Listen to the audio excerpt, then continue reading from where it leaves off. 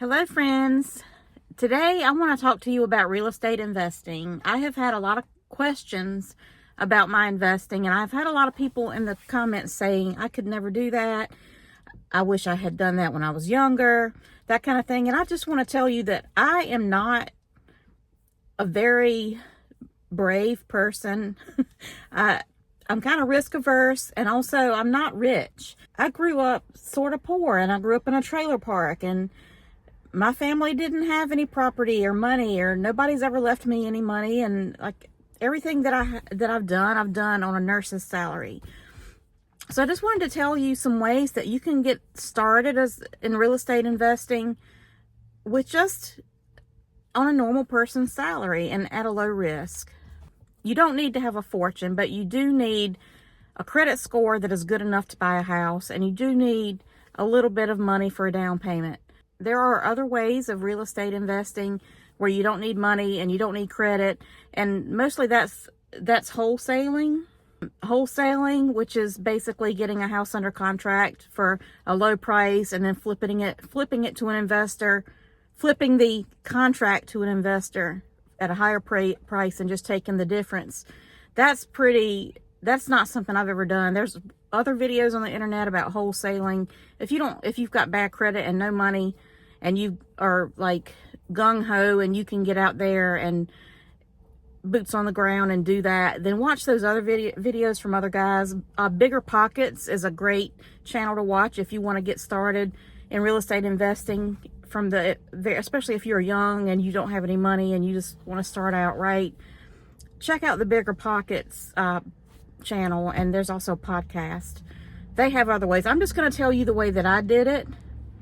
And I could have done a lot more, and I could have done a lot better if I had, number one, managed my money better when I was young, if I had started when I was younger, if I had known I didn't know anything. I figured this out on my own.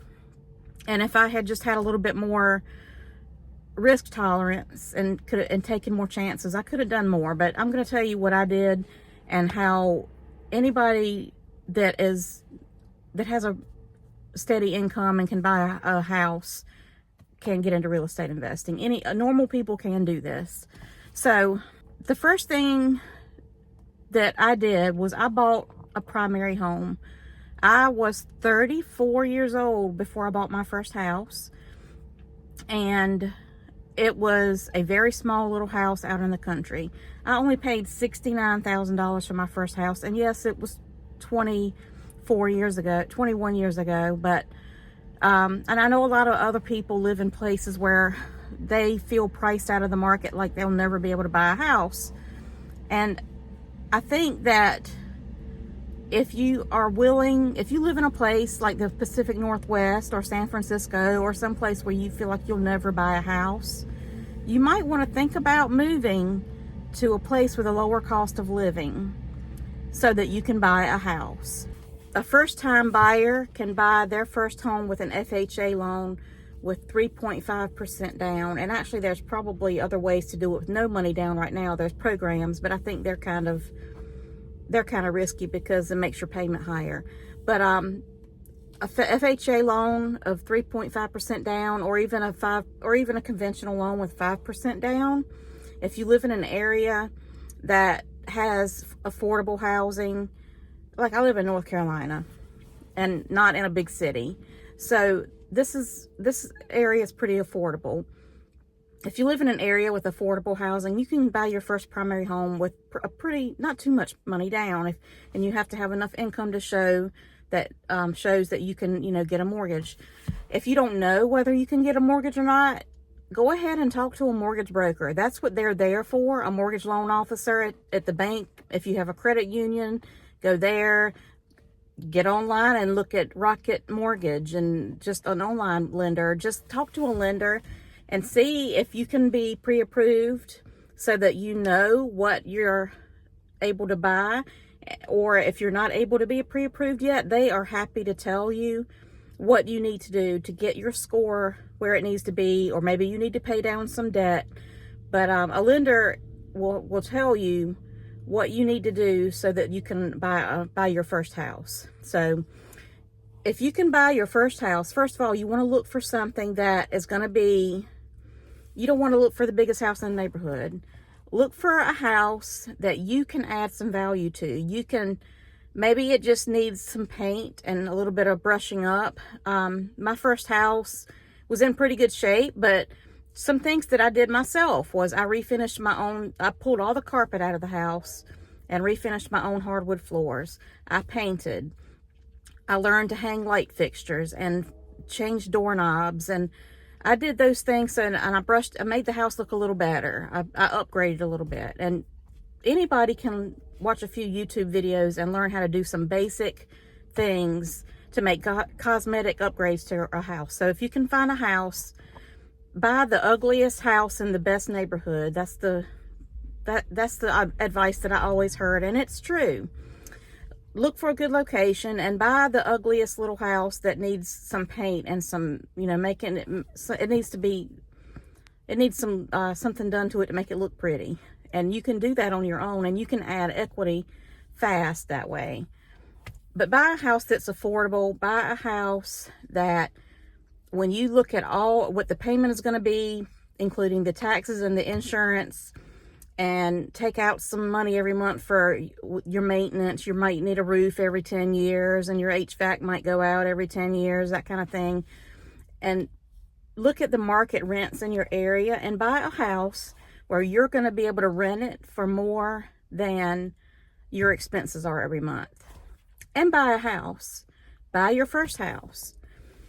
And then in 1 to 2 years, save up enough for another 5% down payment. Buy your second primary home and make your first one a rental. And you can buy a primary home every 1 to 2 years. You don't have to do it every 1 to 2 years. Nobody really wants to move that often, and it is harder once you start having kids. But if you're young and you don't have kids yet, buy your first house and then live in it for a couple of years, and then make it a rental and buy another one. And you can do that as many times as you feel comfortable doing it. And then before you know it, in 10 or 20 years, you have a little portfolio of rental homes. Once you have a few rental homes, if you've bought right, you'll have cash flow. You will have built equity in your property, which is adding money to your bottom line, to your net worth. And your tenants are going to make those mortgage payments for you. So if you buy houses slowly over time like that, and you hold on to them, you're going to build wealth. It's just going to happen. You're also going to get tax benefits. You can deduct depreciation from all your rental properties, all of your expenses, everything that you put into your rental properties are a tax deduction. So, and the depreciation is really amazing. You'll be surprised at how little your tax obligation is after I have a CPA. I used to do my own taxes, and then after I got a few rental properties, I started letting a CPA do my taxes. You pay less taxes once you start investing in real estate. Another thing you can do along the same lines is called house hacking. If you're a single person especially, and you buy a house that's bigger than what you need, let's say you're a single person and you buy a 3-bedroom house, you can get a roommate or two, have them pay you rent, and maybe cover all or most of your mortgage so that you're living for very cheap or free. This also works. You can get a conventional mortgage for a primary home up to 4 units. So you could even buy a duplex, a triplex, or a fourplex.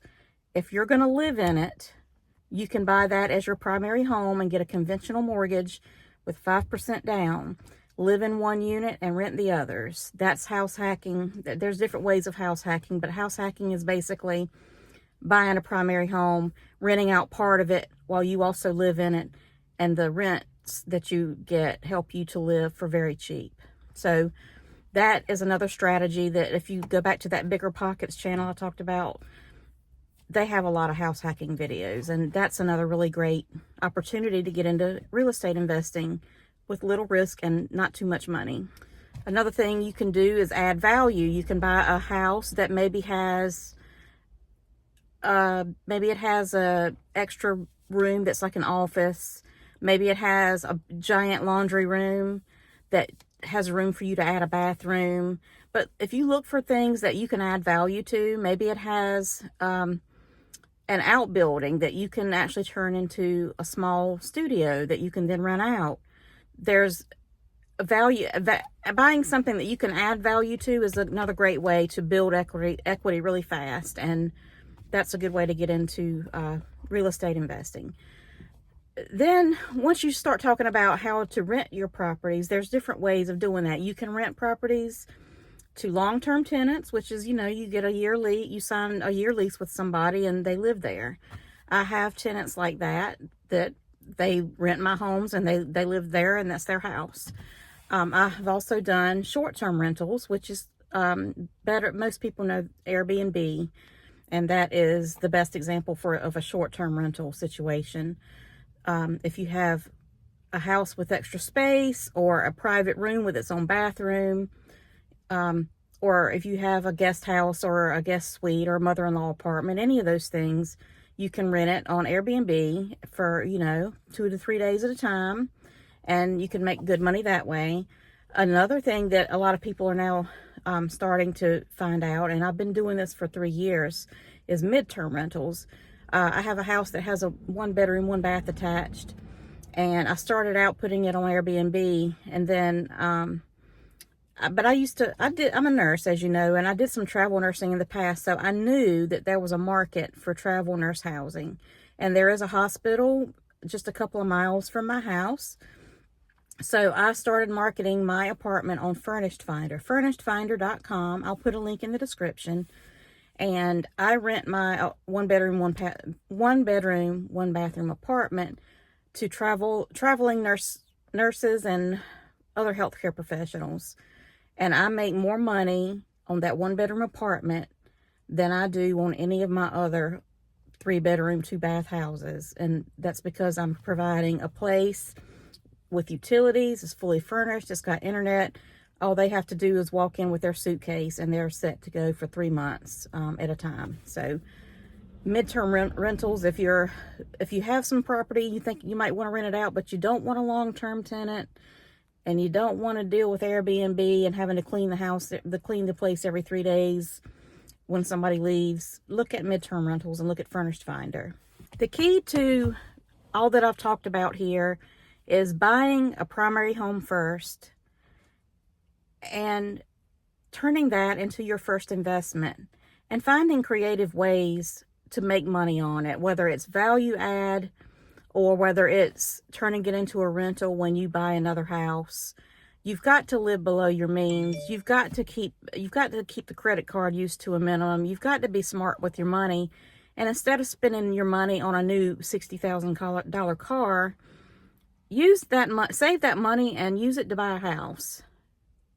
Our parents used to tell us that's the biggest investment you can make, and it is true. However, you don't need to buy the biggest house in the biggest neighborhood. You should be buying a house that you can stand to live in, but that will be a good rental. All of my houses are good enough for me to live in. I've lived in all of them. I don't have houses that are slum houses. I don't have houses in neighborhoods that I wouldn't want to live in myself. All the houses I have are nice enough for me to live in, but they're not fancy. And that's the sweet spot. That's what you want to look at. Buy a house, turn it into a rental 2 years later, and buy another house. And that's an easy, low-risk way for any regular person to get into real estate investing. I hope that you have found this helpful. Please put your questions or comments down below. I'm happy to help any way I can. I'm not an expert.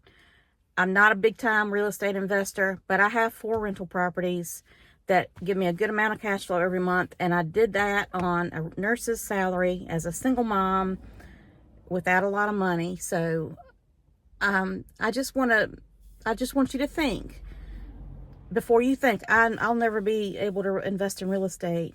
No, you can. If I did it, anybody can do it. So I hope this has been inspiring. And, please like and subscribe to get more of my videos in the future. Thank you so much for watching.